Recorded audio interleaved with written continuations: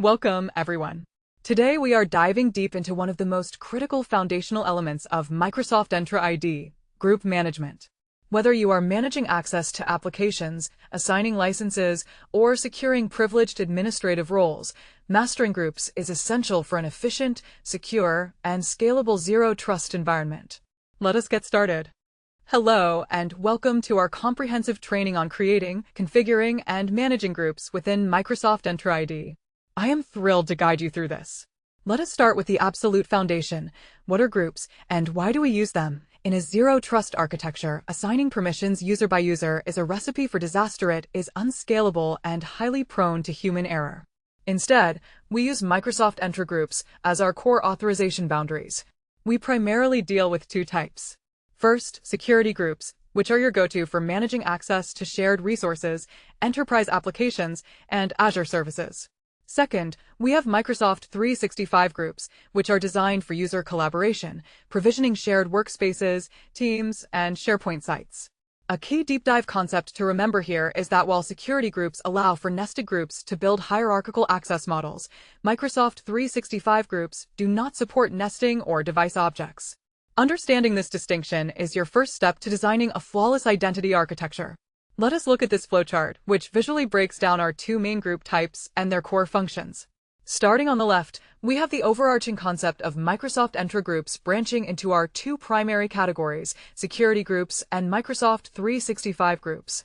Following the top path, you can see security groups flow directly into resource and app access. This is your administrative control plane. Notice the node extending from it, nested groups allowed. This is a vital architectural feature for condensing complex organizational structures. Now, looking at the bottom path, Microsoft 365 groups lead directly into collaboration and teams. This is your user productivity plane. Extending from that, we see external guests allowed, highlighting that M365 groups are inherently built to facilitate secure collaboration across organizational boundaries.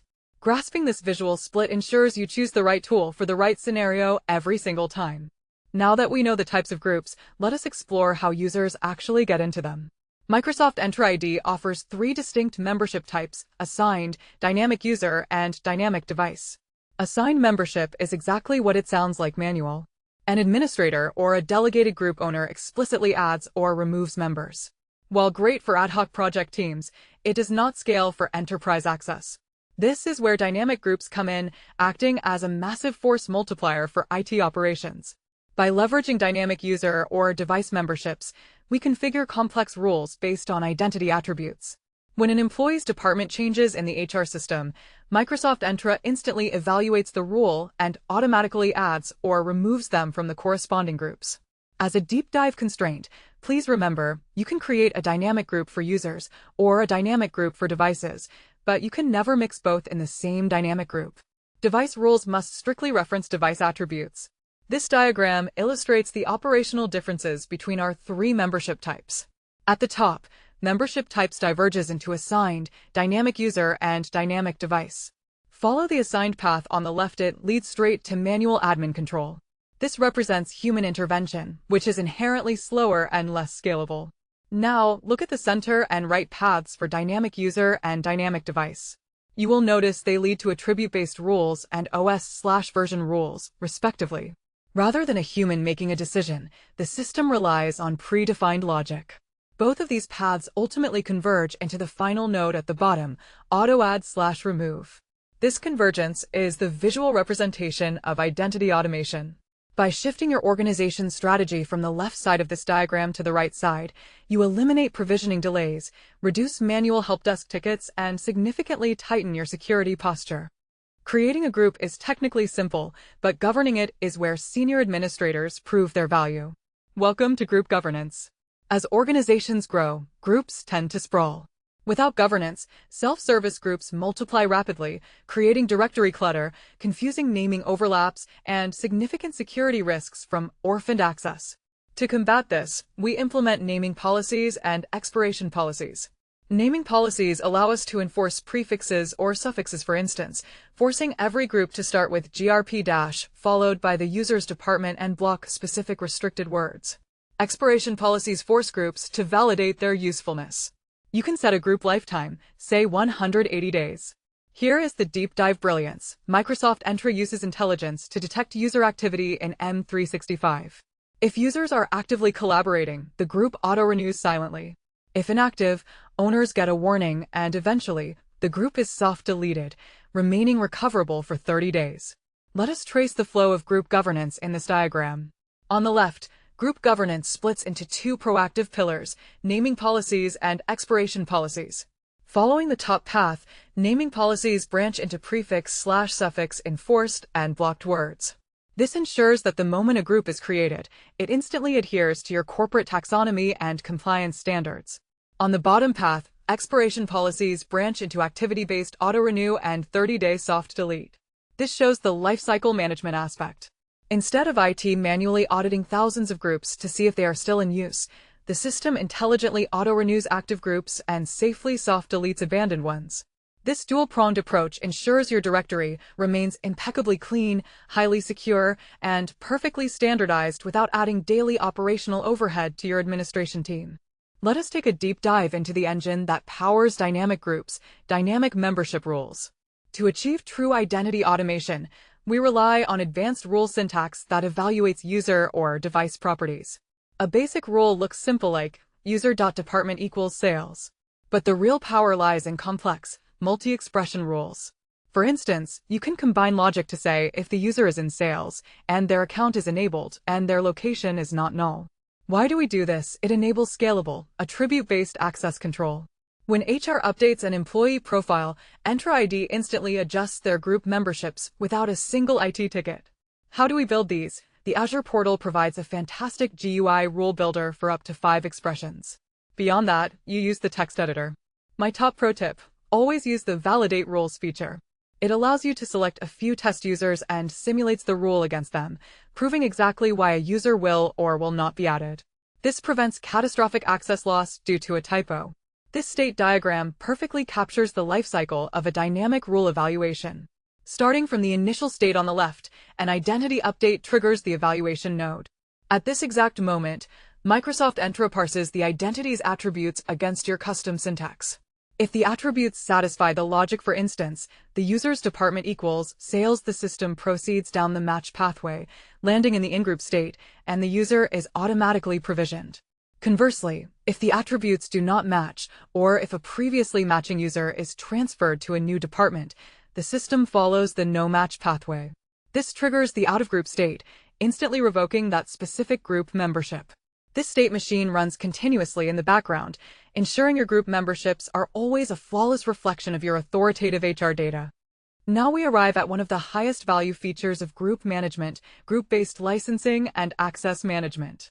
Historically, IT admins wrote complex PowerShell scripts to assign Microsoft 365 licenses or SaaS application access user by user.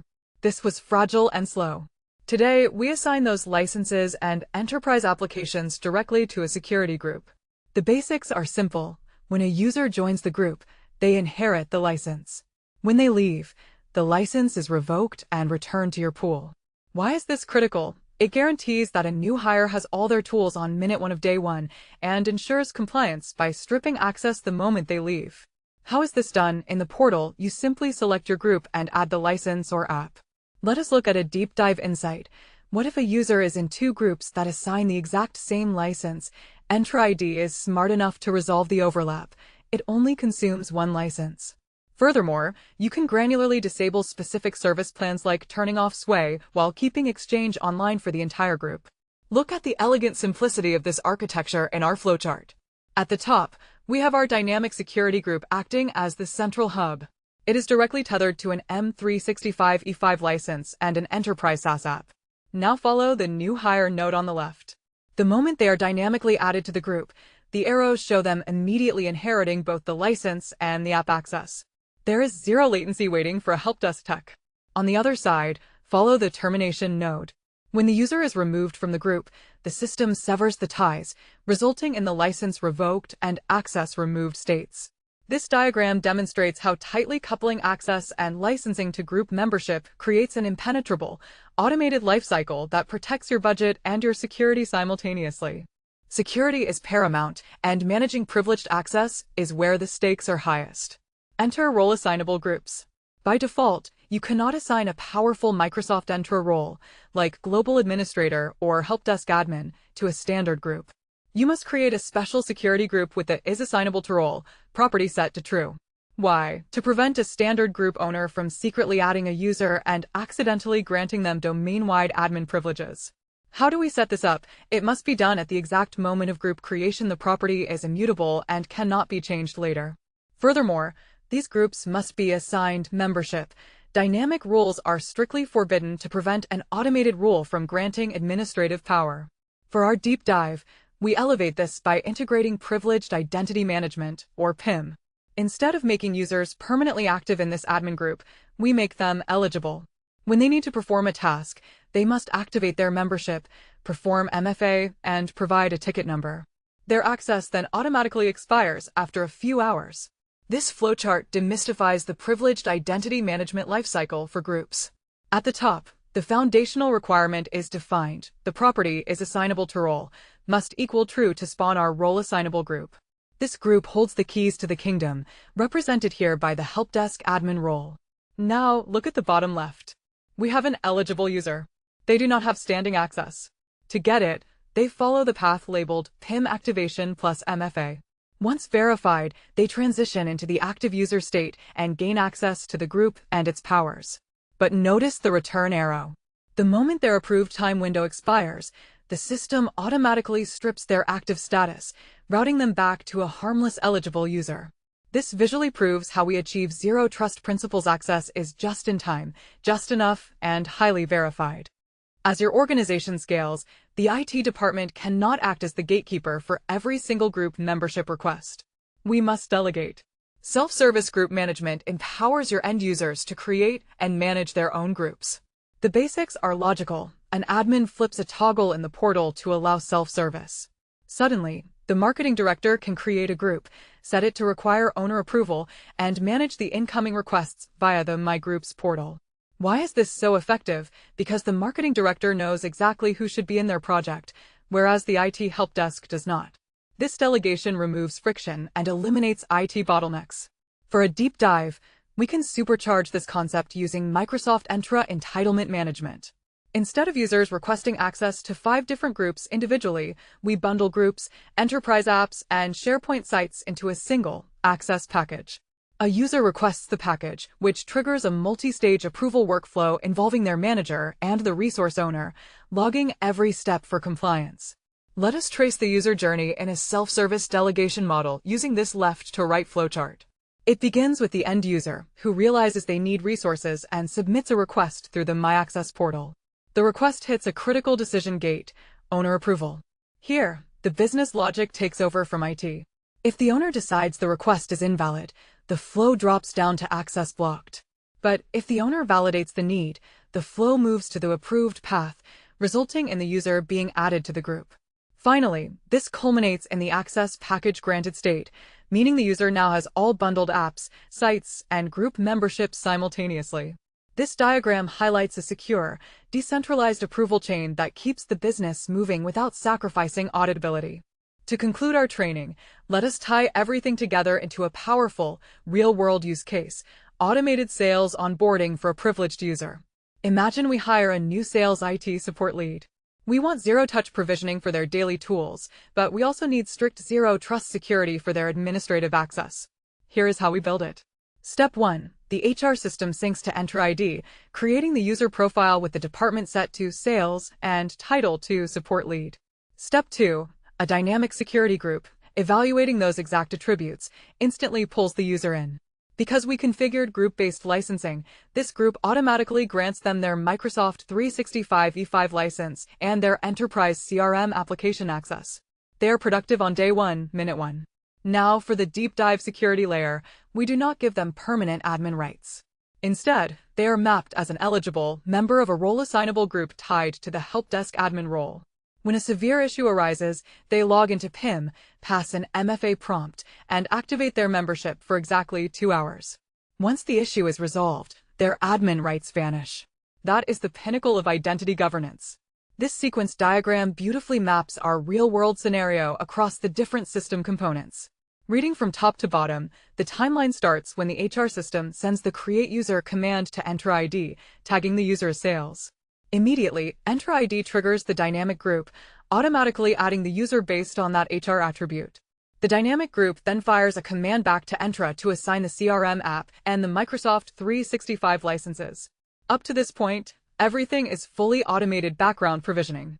Next, Entra signals the PIM system to grant this specific user an eligible admin role.